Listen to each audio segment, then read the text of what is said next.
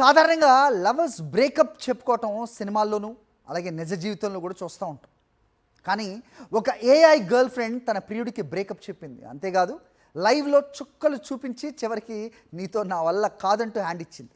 ఒంటరితనానికి ముందు దొరికిందని సంబరపడ్డ ఆ వ్యక్తికి దిమ్మ తిరిగే షాక్ వచ్చింది. ఒక చిన్న మాట అతడి ఆశలను బూడిద చేసింది.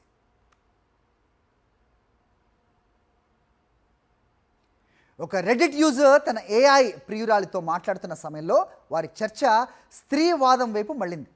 ఆ సమయంలో నువ్వేంటి ఫెమినిస్ట్లా మాట్లాడుతున్నావు, ఈ కాలంలో ఎవరెలా ఉంటారు అంటూ అతను కాస్త హేళనగా ప్రశ్నించాడు.